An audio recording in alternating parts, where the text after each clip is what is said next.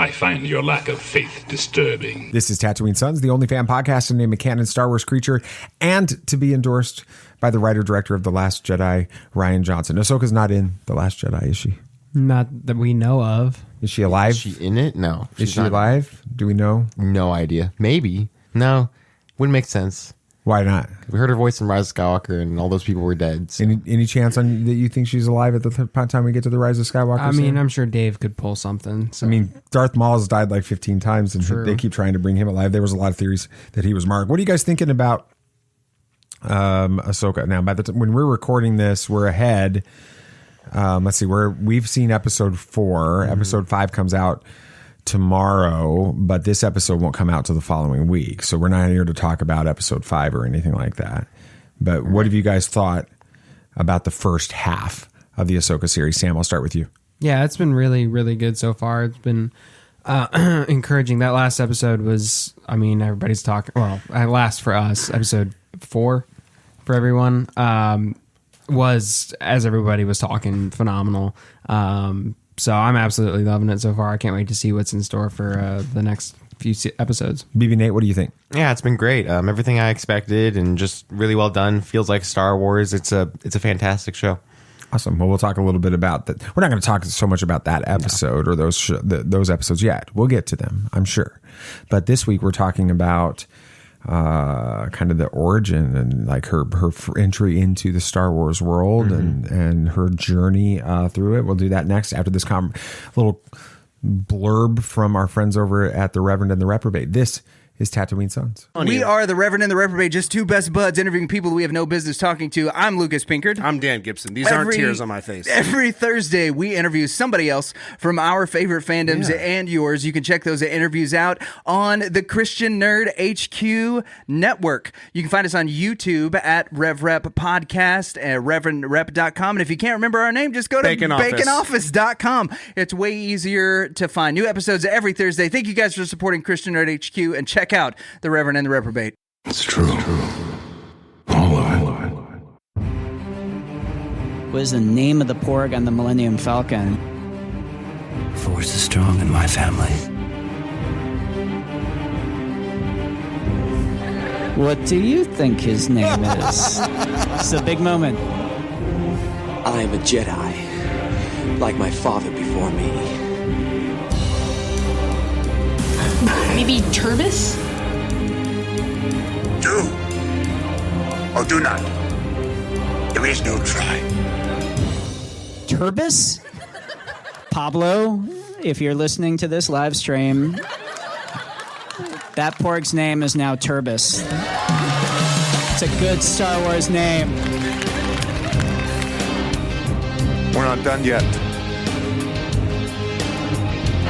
These guys recorded an awesome podcast called Tatooine Sons. Everybody was making comments about how different Ahsoka is in The Mandalorian a little bit, but specifically in the series Ahsoka versus the way she was in the animated shows. Why do you guys think she seems to be a different person, personality-wise and that kind of thing? We've had... Yeah, I talked about this a little bit ago, but kind of just she's had a lot of time to grow since we've last seen her in Rebels. It's been quite some time, and even then, that was the last time we saw her was a brief flash in episode 6. So it's from the beginning of episode 4 or a little bit before that till like what 10 years after episode 6 is when this timeline takes place. So she's had a lot of time to. I'm not sure it's quite 10 years. I don't think it's like nearly that far, but still several years. Isn't there like 20 years between episode 6 and episode 7? I'm trying to remember the timeline. I think it's more than that. I think it's almost 30 years, but that's not where we're at yet. So we're only like 5 or 6 years, but still it's a long time. Okay. So there was a whole war in between there, so I'm sure that affects things a good bit. We don't know what she was doing during those events, so that probably would have changed her a lot too. Well, I think being stuck in the world between worlds for a number of years and seeing, the last thing that happened before that was confirming that Anakin had been turned to the dark side and it was Darth Vader. That could do it for you. Stuck in the world between worlds? I thought she was. No, we'll end up talking about that at some point. in this. But welcome to Tatooine Sons, a pop culture podcast. We believe that pop culture is the mythology of this generation, that there is a story, it is written on our souls, and that these myths speak to that story. And that is why we are beginning an 8-episode series looking at Anakin Skywalker's Padawan turned Star Wars rebel. You like how I transitioned that? That worked out well. Ahsoka Tano, obviously. So, is that who we're talking about? That is. Yeah. This week's episode is called "The Jedi." Is all about the Jedi. I don't know if that's what it's called, but that's what it's going to be about. The Jedi Padawan's Odyssey. That is what we're going to call it.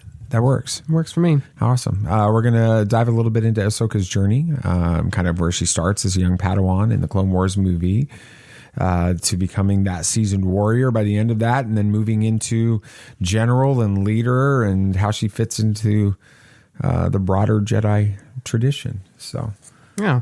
Before we get started, though, I want to take a second to thank everyone who listens to the show. If it weren't for y'all, we wouldn't do this. So we really appreciate you guys tuning in every week and sharing this with your friends and stuff. It really means a lot.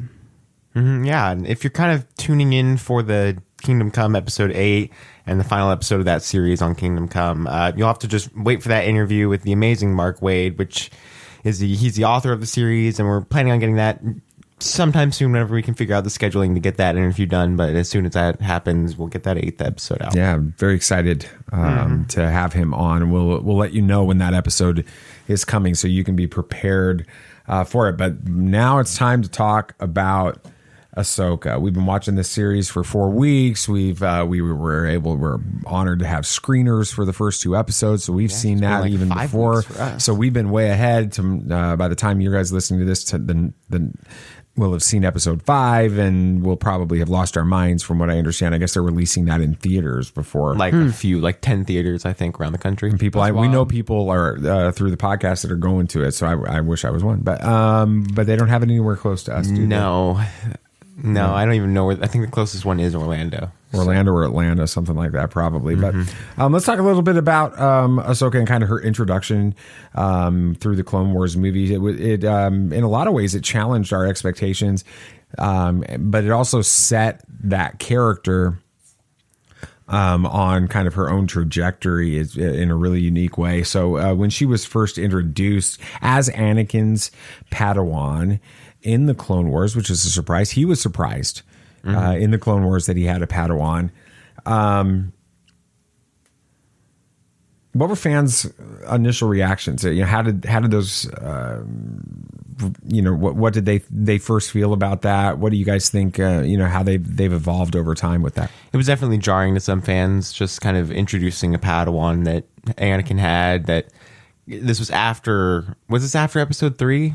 Oh, yeah. Yeah, so this was after episode 3. That, Anakin never had a Padawan mentioned in episode 3, and so it was just really weird to some people to have that kind of introduced and have no kind of recalling of it in the next movie, and you think it'd be a big part of his character. So some people were shocked by it. Some people didn't enjoy that fact as well. So yeah, I mean, it doesn't help that, to start, she was kind of introduced as like a young, impulsive, kind of arrogant Padawan, not too dissimilar to Anakin in a lot of ways. But not too dissimilar to Sabine. Yeah, that's just true. That's a very good point. But as the seasons went on and Rebels and things like that, she grew to be a much more nuanced and mature character, kind of mirroring Anakin's own growth, but obviously taking a little bit of a different path there. Well, at the end of episode 3, Anakin wasn't a Jedi anymore. Ahsoka wasn't a Jedi anymore. So in some ways, it's the same path anyway. Exactly. Yeah. And then kind of the reception for Ahsoka was negative, to say the least, when she first came onto the scene in the movie. But eventually, the more we saw of her, kind of the more that fans were forced to watch her, they grew to really appreciate her character and how much she meant to the story and to Anakin and Obi-Wan even, and just the Clone Wars and the prequel trilogy in general, and became a fan favorite character and one of the most popular in Star Wars of all time. As you can see, she has her own show now, and so now she's an amazingly well received character, and yeah, most people like her. So All right, and I mean, considering the vast, the size of the Star Wars universe, how do you guys feel like Ahsoka's introduction provides a fresh perspective, I guess, on the events of the Clone Wars, even though we didn't have, that really focused? It was like the beginning of the Clone Wars and Attack of the Clone Wars, and the very end of the Clone Wars in the Attack of the Clone Wars, Attack of the Clones, and then the very end of the Clone Wars at the beginning of Revenge of the Sith, until we got into this story. How do you feel like her story and then the Clone Wars as a whole, the TV series and the movie, changed the dynamics of the Jedi Order? I think it kind of offered a different look into how things were run in the Jedi Order. We had never really gotten a great look inside the inner workings of the temple, and seeing the process that a Padawan goes through, the training and things, is interesting. And it showed how it was even different in the Clone Wars too, because Jedi were needed on the front line, so they kind of had to trial by fire the Padawans, just minimal training, and then throw them out there with their master to get some on the job experience, I guess, on the job training. And so it was interesting to see like how the Order was kind of sacrificing quality training for getting them back out there, getting them out on the front line. So it really showed a glimpse inside of everything. Yeah, and it more showed Ahsoka herself kind of questioning the Jedi Order and the war and everything, which she had every right to question the Jedi Order, because what they were doing just kind of wasn't the true Jedi way. It was this textbook kind of, this is what we believe the Jedi should be doing kind of way. And eventually, at the end of episode 3, Yoda even agrees that the Jedi Order was handling things wrong. And then we see in episode 8, the old Jedi Order he wants to kind of get rid of it. So Ahsoka was ahead of her time when it comes to kind of going against the Jedi code and Jedi protocol. And so it explored that, and not only that, but with the war and the clones and Ahsoka dealing with Captain Rex and, all of that. And so that was important too for her. And so, yeah, it was big. Yeah, you mentioned Captain Rex. Another thing that kind of, I think her character shows an interesting look into Star Wars is like the relationships she has with a lot of different characters, like Plo Koon, who found her, and Captain Rex, obviously one of her greatest friends. And then even like Barriss Offee, that was an interesting character. We thought she was a friend, but turns out she had this exact same idea that Ahsoka had. She just went around about it, like the Jedi Order and the corruption within it. Just went about it the completely wrong way. But all of that kind of helps deepen the Star Wars universe, shows that everything's connected. It fleshes out some of those characters that you only get to see for a couple minutes or not at all in the movies, and gives them a richer backstory to everything. It does change the way that you view everything in Revenge of the Sith too. The fall of the Jedi Order, the conflict that Anakin has and how he falls, and how Palpatine, Sidious, is able to manipulate Anakin through his distrust of the Jedi Order. None of that. It works just fine in the standalone movie when you just know the movie, but when you have those 7 seasons of the Clone Wars and the story of Ahsoka falling or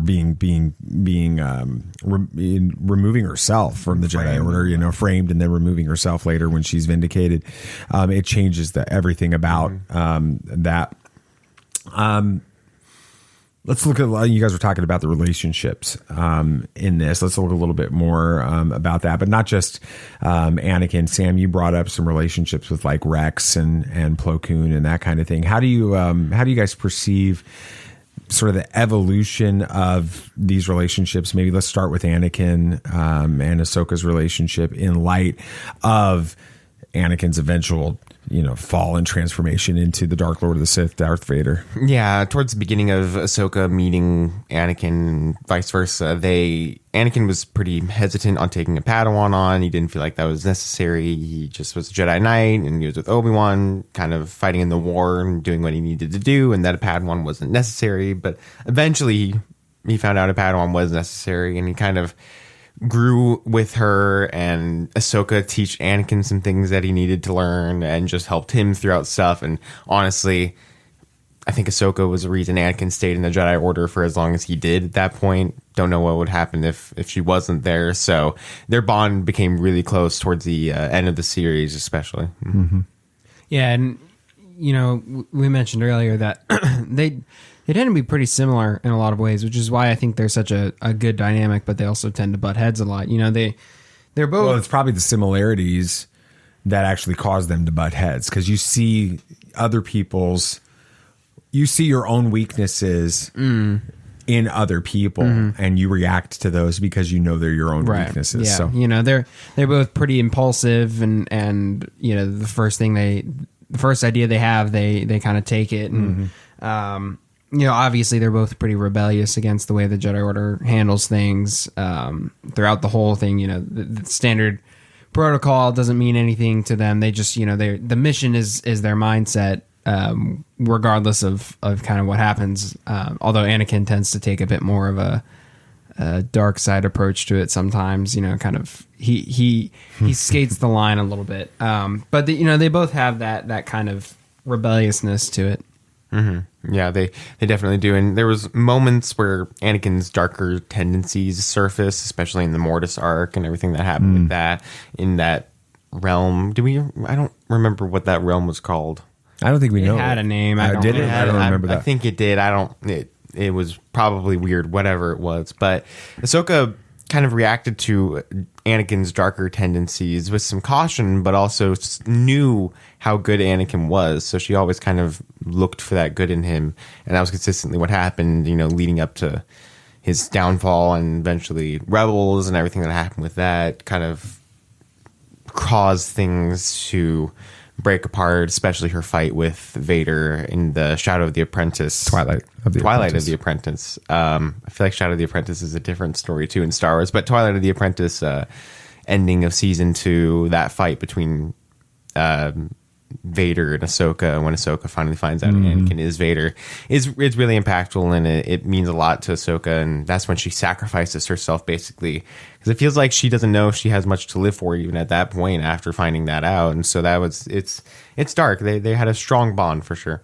We have to talk about it. There's no reason for us to hold off, because by the time this episode comes out, everyone's going to have been spoiled on this issue. So if you weren't spoiled like 2 minutes after the episode dropped, anyways. So the relationship between Anakin and Ahsoka is renewed at the end of episode 4 of the Ahsoka series when Ahsoka goes. Did she die and go to the world between worlds? I don't know. What do you guys think? I don't even know if that's the world between worlds. I don't know why everybody's so It set looks on that. like the world between worlds. It looks like it, but the Mortis stuff also looks like world between worlds. The star mapped also looked like world between worlds. But are those is the world between worlds that all of that? No, I'm wondering if that's just the world between worlds is a part of the Force, because that was easily, we can all agree, the world between worlds is something to do with the Force. Oh yeah, absolutely. Yeah. And the Purgle, And transfers for the and Force. The Force is crazy, and there's so much we don't know about it. Genuinely, if she did die, I don't think she went to the world between worlds. I think she went to the place where the Jedi go after death, where they can where they become one with the Force. They become one with the Force. And that's just what the areas of the Force look like, because the Mortis stuff had that similar vibe too, with all the art and everything. So I don't know why everybody's so set on it being the world between worlds. It's either she's not dead and she was somehow pulled into the world between worlds due to the fact that that planet obviously has something to do with Purgles and changing between galaxies, and a bunch of Force stuff happens there. Or she did die and she just got to that place, and I have so many theories of how she can get out of that place, and I wouldn't be surprised if it's where they go with it, but there's just a lot to it. Sam, I have to know, do you think that Anakin is really Anakin? I don't know. I think so, and I think the fact that he has Vader's lightsaber. No, he doesn't have Vader's lightsaber. All right, never have mind. have you seen the brightened up image of his hilt? It's like a reverse of his art. Right? If you brighten that thing like exposure to the max, it's just a really bad, like the lighting makes it look bad, but it's just Anakin's lightsaber. Oh, really? I mean, I don't know if I agree with that, but okay. So anyway, keep going. I mean, that kind of ruins my idea, but I'm sorry. I'm just he's he's dead, which means she's dead. That's the Force Ghost Anakin that we see at the end of episode 6, and he's talking to Ahsoka there. Where they go from there, I have no clue, but I think that's what's going on there. Is it possible that... I think that it's connected to the Mortis stuff from Clone Wars. And I think that Anakin he's like directly connected. He's become one with like the Mortis son, and Ahsoka's become one with the Mortis daughter, and they're in the Mortis realm at this point. And that's what keeps Ahsoka alive into the world between worlds. I think that's what's keeping Anakin going here. I don't know if that's where they're going to go with it, because I have my own theory too. And I think that it would be way more impactful for the series, because I feel like for it to really impact Ahsoka and what they've been setting up in this series so far, it has to be Anakin. Just has to be light side Anakin, either post Return of the Jedi or Clone Wars or something like that. It has to be that version of Anakin. Second, Ahsoka has to be dead for what I'm thinking to actually work. Okay. And third, Sabine has to find Ezra. And why all these fit together is Anakin can let Ahsoka learn and teach her, finally again, being the master that he was to Ahsoka, teach her how to handle a stubborn Padawan, exactly like Anakin handled Ahsoka, and exactly like Anakin was, because Sabine is a very stubborn Padawan, exactly like both of them before. So she can learn how to handle that. And then with Ahsoka being dead, she has to be dead so that when Sabine finds Ezra can help her get back to Lothal, to the world between worlds, and then Sabine can be the one to actually save Ahsoka. And all the while, Ezra's teaching Sabine how to handle having a master while being a stubborn Padawan, like Ezra was with Kanan early on in the story. Bringing this too much time thinking about this. I ain't got time to think like that. I figured this all out after episode 4. I've like, if other friends watched it, I texted them that night that theory, because it just brings everything they're setting up in this series full circle and gives us an amazing rest of the arc for Ahsoka to learn her final lesson from Anakin. And imagine the fan service with all of that. Everybody would be freaking out about that final moment that Anakin would have with Ahsoka. A good Anakin, not any mystery, not any intrigue or suspense of it being the Vader Anakin or anything like that.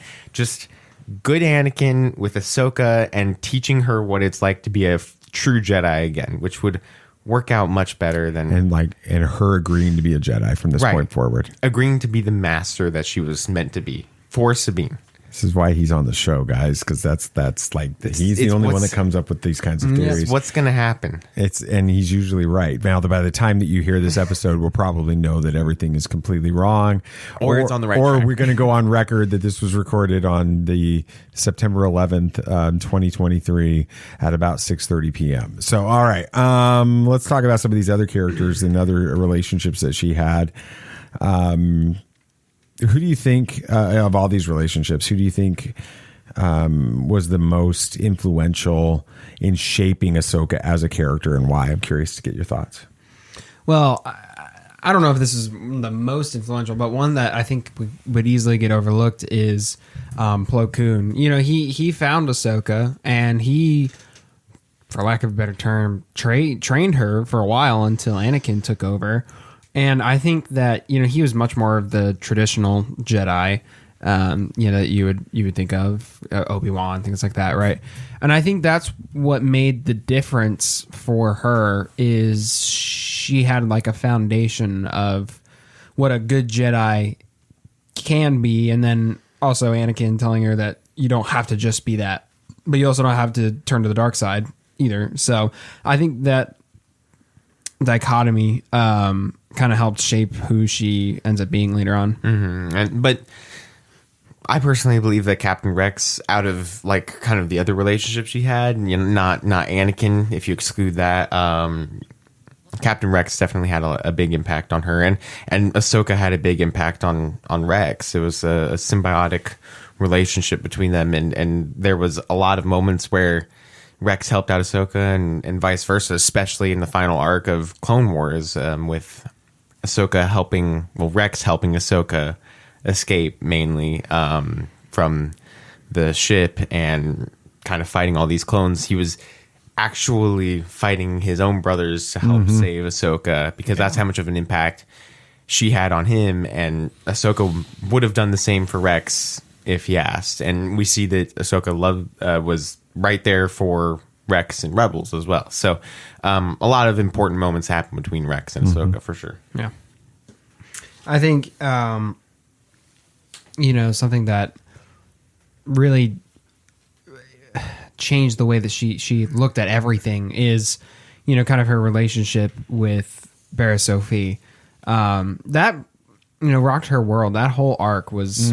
Well, it changed her life. It was devastating. It changed everything. Yeah. She was already starting to kind of question the Jedi Order at this point, but then her own friend framing her and the Jedi Order not believing her all just kind of was like the final nail in the coffin for her. And I think that's why she's so hesitant to call herself a Jedi. She doesn't turn to the dark side because she knows without a doubt that that's wrong, but she isn't convinced that she should call herself a Jedi because she doesn't want to be associated with those characteristics.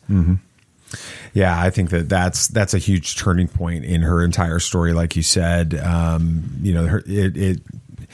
trial and her seeing the entire Jedi Order turn its back on her, and even Anakin doubt her. And then her, she's restored, right? It's all revealed that this was a frame job. But she's decided she just can't continue to function within the Jedi Order, and she decides to leave. What do you think that decision meant, not just for her, but kind of with the broader implications for the Star Wars universe? I mean, it was a pivotal moment for her character, obviously, but how do you think it redefined her identity and maybe her perspective on the Force?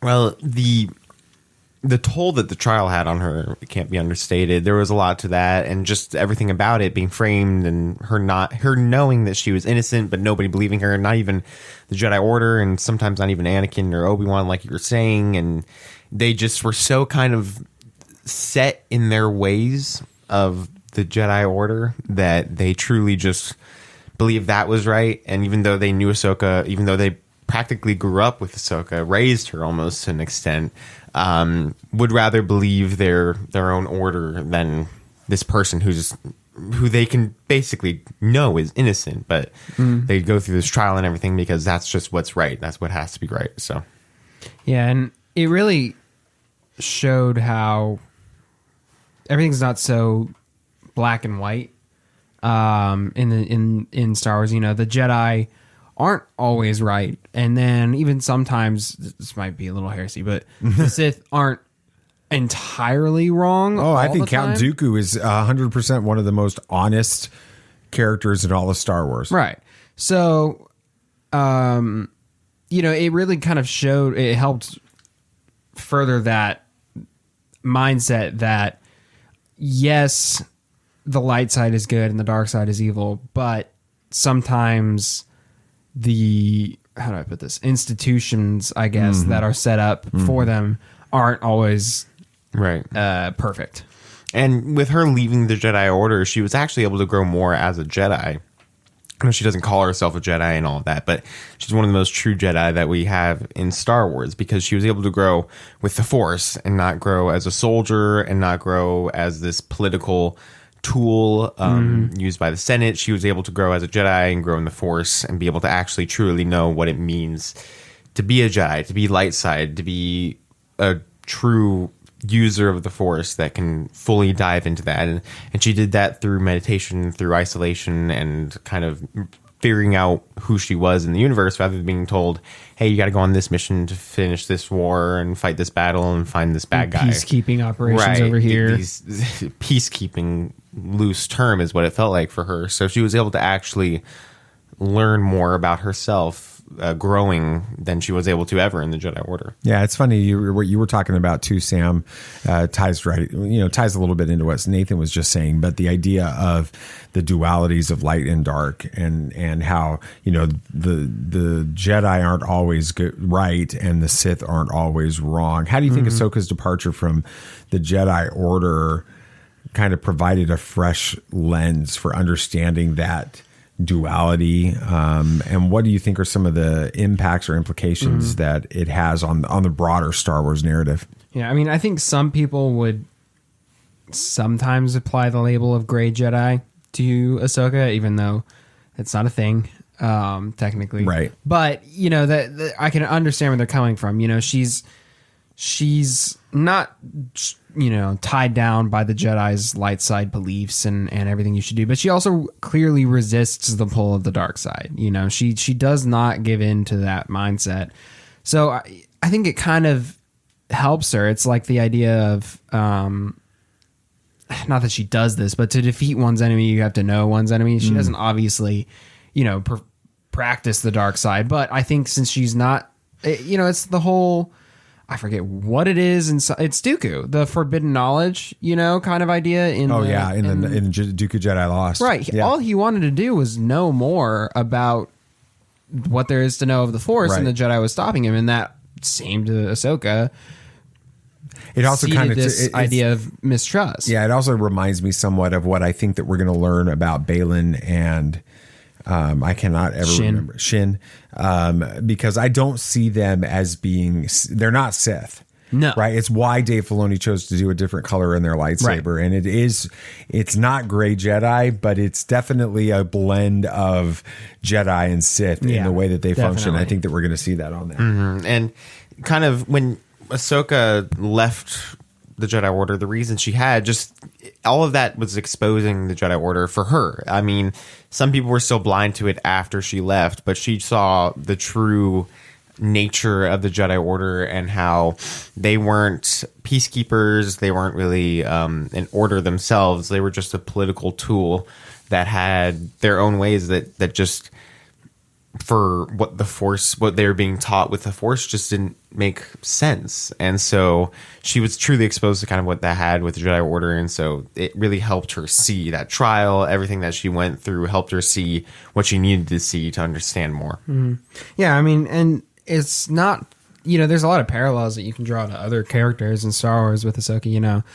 You have Luke and even Rey, where they had their training, right? They had their formal training, but when they really came into their own as a Jedi was when they kind of went off script in a way and had to figure things out for themselves. Luke goes to save Han and Leia and confront his father. Rey goes off to save Ben. That's when they really come into their own and fight. They're fighting for what they believe in, not what the Jedi Order says they need to do. It's the whole attachments are forbidden. Well, no, that's what makes a Jedi strongest. Right. Because Sith don't have attachments. So if you don't have attachments, what's the difference between a Jedi and a Sith at that point? Right, you just can't use different. You're good, right? Force powers, basically. So she has a very similar idea to those characters as well. Let's talk a little bit about what happens when she does leave the Jedi Order. Kind of from her, she goes into the Coruscant underworld. We see that in season 7 quite a bit. The Martez sisters. The Martez sisters, which play a role in Bad Batch later on. With that, and then we move. They're great. And then she reappears after Clone Wars. We see her again in Rebels as kind of the early days of the rebellion. With that. I mean, we kind of see her in Tales of the Jedi, too. Her 3rd episode in her arc. That's true. I think I need to watch those again. How do you feel like these experiences in the underworld and everything that she dealt with, especially with after she left the Jedi Order on the run, kind of from that, shape her perspective on the galaxy and sort of that the socio-political landscape and the role of the Jedi within it? What do you guys think about that? Well, when she left the Jedi Order, when she was in the Jedi Order, she kind of lived at kind of in the best you could of at Coruscant. But when she left the Jedi Order and then went to the underworld and was working with the Martez sisters and all that stuff, she truly saw what life for a civilian was like and how the Jedi kind of just ignored that. I mean, that was right under their feet, right under their noses. All of that pain and suffering was right under them, and she felt like they really didn't do anything about it. They were just focused on their continuous war, and that's all they cared about, not caring about the people that needed help. So it really opened her eyes to that. Yeah, and it ties into somewhat we were talking about with Dooku. You know, Dooku has the same experience in Dooku Jedi Lost, where he sees the way that the Order has basically said, well, this planet has no impact on the Republic, so we don't care about it. And then the Republic then the planet suddenly becomes impactful to the Republic, and they want to rescue it again. Right. Yeah. And it kind of helps show that there's this disconnect between the Jedi Order and everybody else in the galaxy. You know, there are some people who think the Jedi are good, and then some people think that they're just these high and mighty, guys with laser swords who sit in their temple up on the best parts of Coruscant all day and step in only when it's convenient for them, as opposed to, like you said, Nate, there's people living and struggling every day, and they're not doing a thing about it because they weren't told to by the Republic, Yeah. It almost feels like the art is imitating life with it. Yeah, and it really shows more personal growth for her and her character, because when she's figuring out how to live in this underworld, live as a civilian, she's learning how to grow as a person and as just not following orders. She's able to become a true Jedi in the fact that she's continuously wanting to keep the peace and help people and use her powers for good, and kind of just make sure that she's mindful of what she does and her actions and how they affect the little guy more than how they stop a war, because she honestly felt like a weapon more than anything in the Jedi Order. So she was finding how to become a person. In the novel Ahsoka, which gets a little bit gray when it comes to its continuity and some of that, but it closes with her taking on the codename Fulcrum and working with Bail Organa to sort of recruit people into the rebellion. And then the next time we see her, she's under that name in seasons 1 and 2 of Rebels, and she's revealed to be this Fulcrum character that's working with Hera and the rebellion. How do you think her contributions or leadership style contrast some of the other key figures in the rebellion? We've got Bail, we've got Mon Mothma, we've got Saw Gerrera is a leader in the rebellion as it gets started. What are some of the unique strengths that you feel she brings to the character or to the table with the rebellion? Yeah, I mean, I think after living amongst the people for so long, she kind of took a grassroots rebellion approach to things. She worked in small cells, and it's the majority of rebels, right? She worked in small cells, focusing on local issues, like you said, Nate. Kind of the little guy, focusing on one planet at a time, not this grand rebellion that the overall Rebel Alliance with Mon Mothma and Bail Organa were trying to put together. She was more focused on solving the little guy's problems there on Lothal and things like that. Yeah, and her style of, I guess, leadership is very different than the ones we see in any other story. From Bail Organa and Mon Mothma, they're very political in how they handle things and how they lead people, and even from an aspect a war style, and even when it comes to like Hera being a general and all that very different. Her style is this living of the real world, kind of the style of Hera and what she's been through, and then her Jedi side of her, kind of mixing all of that and understanding that those two things can benefit each other if they use it correctly, and how that can help benefit the rebellion. And another thing is that she, even though she leaves the Jedi Order, still, in our opinion, embodies what it truly means to be a Jedi.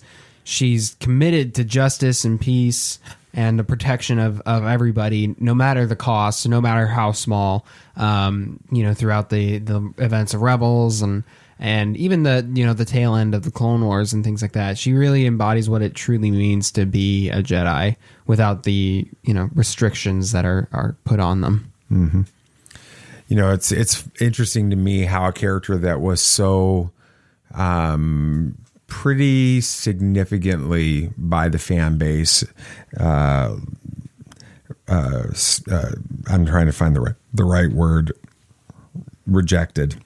That's a good one. Rejected by the fan base when she was initially introduced in the Clone Wars movie, which, Nathan, that was your first experience in a movie theater. It's a good experience. You wore a Clone Wars costume and took your blaster in with you, and you don't think you'll be able to do that anymore. No, it was awesome though. Awesome. But anyway, she went from pretty much disliked to one of the most popular characters, kind of a beacon of hope within this. What elements of her journey do you guys feel resonate the most now that we've kind of experienced that and we've seen the whole story as much as we can up to this point?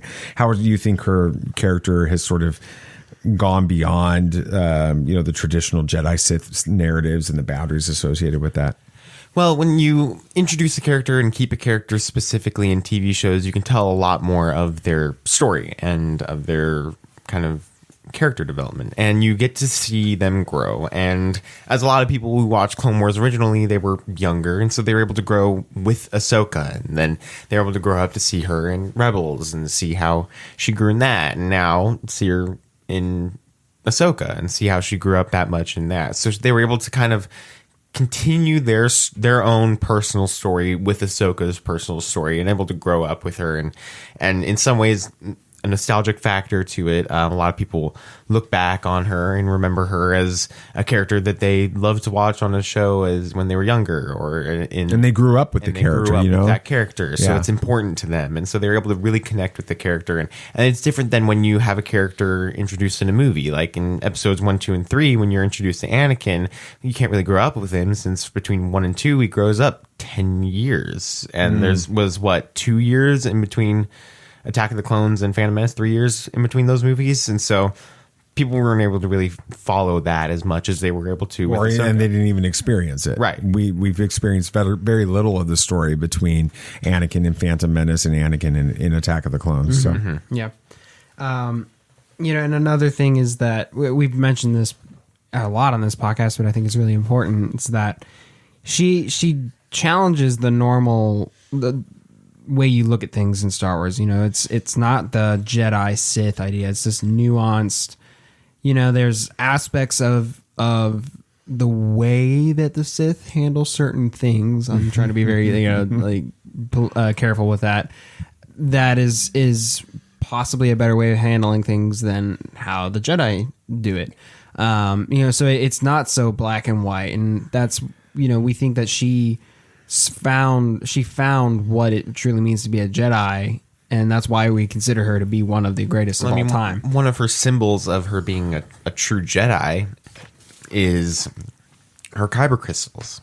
The journey of her kyber crystals comes from an Inquisitor who killed 2 Jedi, took both of their kyber crystals, made them bleed, turned them into Sith kyber crystals, and then Ahsoka took them back and healed them. And so they were still broken, but they were healed at that point. And that really shows how much of a light she has, since she was able to kind of get into that, and her resilience, and how she was able to kind of break through that mold and be able to break through all of that and show how, even though consistently and like herself, she could be broken like the kyber crystals, she can heal up and become and use the Force to be able to heal through all of that. And it's such an amazing character through everything we've gotten with her books, TV shows, hopefully movies at some point, but we'll see. Yeah, I think we'll get it. I think we're going to go down that path towards a movie. I think that's especially what Dave Filoni's Filoniverse movie will be. So we're going to continue to move forward. We're going to learn more about this character in the future as we finish up the Ahsoka series and move into like the Filoni movie and some other things. And she's going to be continued to be explored in various things. How do you see or predict maybe her legacy evolving. What impact do you think that Ahsoka might have on the future of Star Wars narratives and their characters? Yeah, I think one thing that's already been seen by her impact is she influenced the way that female characters were shown in Star Wars. Now, I think they've always kind of been these strong characters with Leia and stuff, and Padme, and Padme.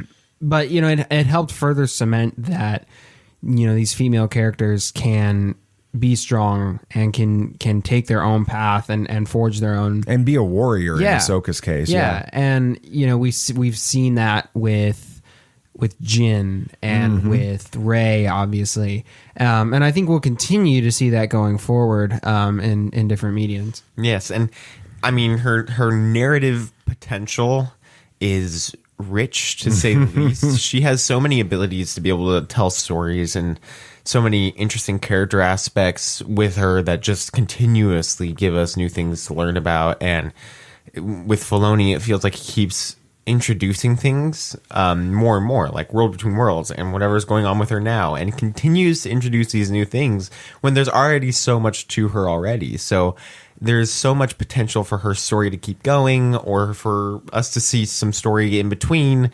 when we see her in Rebels and the end of Clone Wars and all of that. I mean, I know we got that little short from Tales of the Jedi, but there's so much more available than that.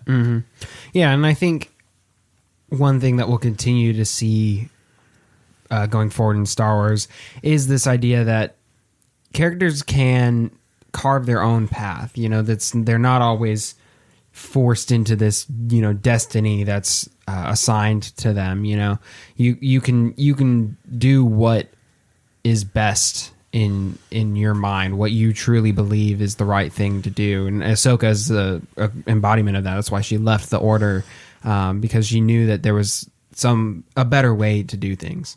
Yeah, well, I think it's we've covered a lot there, but there's a point that I want to dial in on a little bit more, and we'll use that in the this week's dad moment. I am your father. So in the Star Wars galaxy, Ahsoka Tano's journey is, in a lot of ways, it's pretty eye-opening.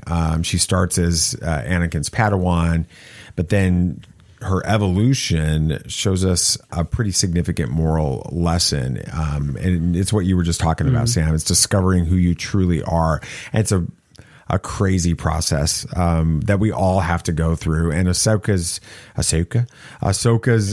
Jedi trial that she has in the Clone Wars was kind of a crash course in betrayal, moral gray areas. It was a reflection of the Jedi Order's own problems. And then she ventures into Coruscant's underground with the Martez sisters, like we talked about, learns what the real people in the galaxy were like and what they were experiencing, how they're hurting. And then her role as leader in the rebellion early on was essentially a master class in hope and in resilience, as you guys talked about. So Ahsoka's legacy screams that being true to yourself is the ultimate Jedi move, no matter the rules or the destiny that others try to lay on you. So it's an important lesson that for you guys and for anybody to listen on that. So that's it. I'm excited about that. Any wild predictions? They're already going to be debunked. Mine. You got yours? Any wild predictions going into episode 5?